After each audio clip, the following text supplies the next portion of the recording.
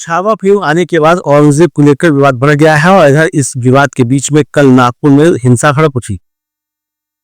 इससे पहले प्रोफेसर राम पुनियानी, जो कि जाने माने स्तंभकार हैं, उन्होंने औरंगजेब छावा और एक तरफा इतिहास पर एक लेख लिखा है। तो आइए सुनते हैं कि क्या लिखते हैं प्रोफेसर राम पुनियानी। इतिहास का इस्तेमाल राजनीति में करने से सांप्रदायिक नफरत बढ़ रही है और पिछले कुछ सालों में इसमें कई नए मुद्दे जोड़ दिए गए हैं।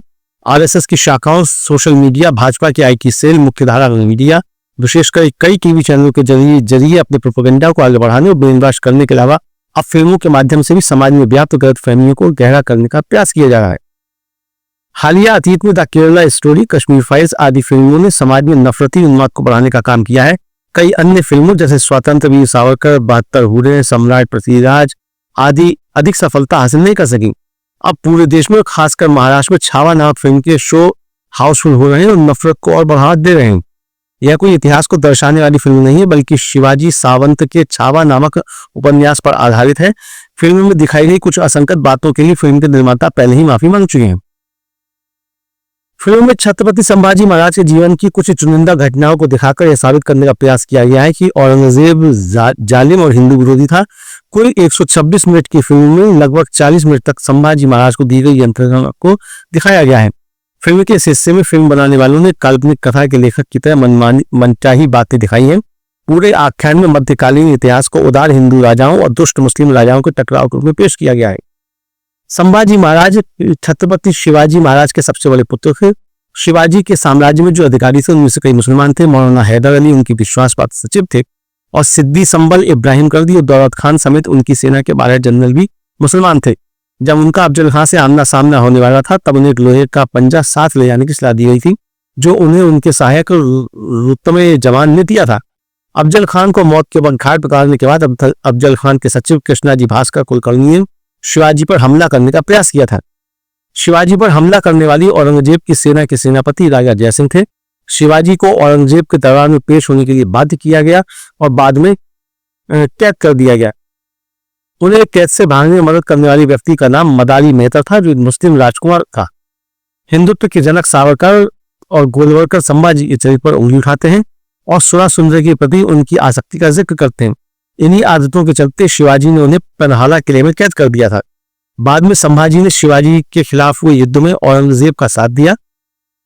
संभाजी बीजापुर के आदिल शाह के खिलाफ युद्ध में भी औरंगजेब के सहयोगी थे।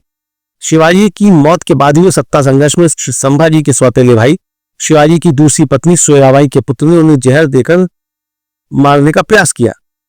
साजिश का भंडाफोड़ होने के बाद संभाजी ने कई हिंदू अधिकारियों को मौत के घाट उतरवा दिया था। औरंगजेब के साथ हुए युद्ध के लिए औरंगजेब ने अपने जनरल राठौर को भेजा था। संभाजी के पकड़े जाने के बाद उन्हें अपमानित किया गया और यंत्रणा दी गई, जिसे बहुत चढ़ाकर प्रस्तुत किया गया है। फिल्म के जरिए औरंगजेब के संबंध में कई मान्यताओं को और गहरा करने का प्रयास किया गया है। उन्हें अपने विरोधियों के प्रति अत्यंत क्रूर दिखाया गया है। यहाँ सवाल इन आरोपों का जवाब देने का नहीं है, बल्कि साम्राज्यों के संचालन के तौर तरीके को समझने का प्रयास करने का है। राजाओं का अपने शत्रुओं के साथ बहुत क्रूर व्यवहार करना आम बात थी और इसके बहुत से उदाहरण मिलते हैं। इतिहासकार रुचिका शर्मा बताती हैं कि चोल राजाओं ने चालुक्य सेना को पराजित करने के बाद चालुक्य जनरल समुद्रराज का सिर धड़ से अलग कर दिया और उसकी सुंदर पुत्री की नाक काट दी। अशोक का कलिंग युद्ध भयावह निर्माताओं के लिए जाना जाता है। राजाओं का अपने शत्रुओं के प्रति व्यवहार अत्यंत निशंस होता था और उसे आज के मानदंडों की कसौटी पर नहीं कसा जा सकता।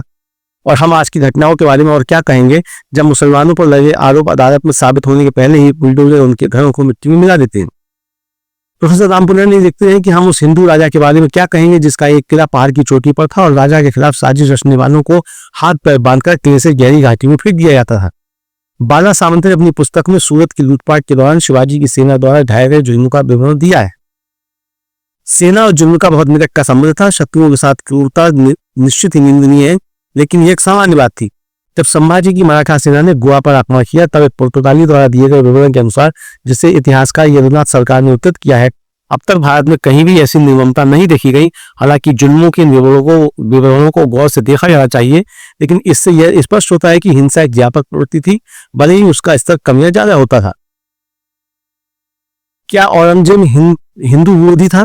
प्रोफेसर राम पुनियानी लिखते हैं कि यह कहा जा सकता है कि औरंगजेब ना तो अकबर जैसा था और ना ही दारा शिकोह जैसा। वह एक रूढ़िवादी व्यक्ति था और एक और जहां वह हिंदुओं और इस्लाम के गैर सुन्नी पंथों को पसंद नहीं करता था, वहीं दूसरी ओर वह गठबंधन कायम करने में अत्यंत कुशल था। उसके प्रशासन में बहुत से हिंदू अधिकारी थे। जैसा कि प्रोफेसर अतर अली बताते हैं कि औरंगजेब के प्रशासन में हिंदू अधिकारियों की संख्या अधिकतम 33% थी।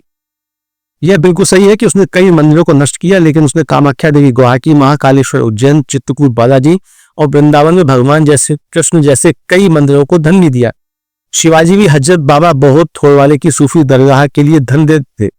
पराजित राजा को अपमान करने के लिए जीतने वाला राजा उस विशिष्ट पूजा स्थल को नष्ट करता था जो हारने वाले राजा से संबद्ध होता था। अब सांप्रदायिक इतिहासकार मुस्लिम राजाओं द्वारा नष्ट किए गए मंदिरों की घटनाओं का चुन चुन कर विवरण दे रहे हैं और मुस्लिम राजाओं द्वारा हिंदू मंदिरों को दिए गए दान की बात को छुपा रहे हैं।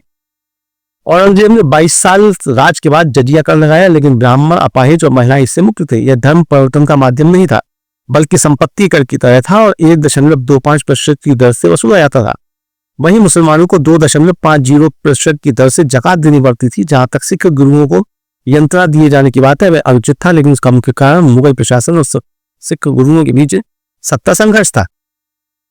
सांप्रदायिक इतिहासविद साम्राज्यों के दौर के पूरे संदर्भ का हवाला दिए बिना विभिन्न स्रोतों से घटनाओं को चुनने में जुटे हुए राजा शत्रुओं से लड़ने के लिए अपनी सेनाओं को उत्साहित और प्रेरित करने हेतु धर्म का इस्तेमाल करते थे। हिंदू राजा धर्मयुद्ध और मुस्लिम राजा जिहाद का नाम लेते थे। दक्षिणपंथी इतिहासविद अपने अनुकूल स्रोतों का चयन करते हैं और राजाओं को धर्म के चश्मे से देखते हैं। वे इस तथ्य को नजरअंदाज करते हैं कि राजाओं का लक्ष्य सत्ता और धन हासिल करना होता था। धर्म का इस्तेमाल यदि होता भी था तो अपने साम्राज्यों के विस्तार के मात्र एक औजार के रूप में जो हो रहा है वह बांटने वाली राजनीति की ताकत बढ़ा रहा है और यह भारतीय संविधान के लिए बड़ा खतरा है। अंग्रेजी से रूपांतरण अमरीश हरदेनिया, लेखक, IIT मुंबई में पढ़ाते थे और सन 2007 के नेशनल कम्युनिटी हार्मनी अवार्ड से सम्मानित है। आपको ये वीडियो कैसा लगा, इस पर अपनी राय अवश्य दीजिएगा और आपने हमारा अगर यूट्यूब चैनल सब्सक्राइब नहीं किया है तो चैनल को सब्सक्राइब कर लीजिए। इसको ज़्यादा से ज़्यादा लाइक और शेयर कीजिए और बेल आइकन भी दबा दीजिए ताकि जब अगला वीडियो अपलोड हो तो इसकी सूचना आप तक पहुंच सके। धन्यवाद।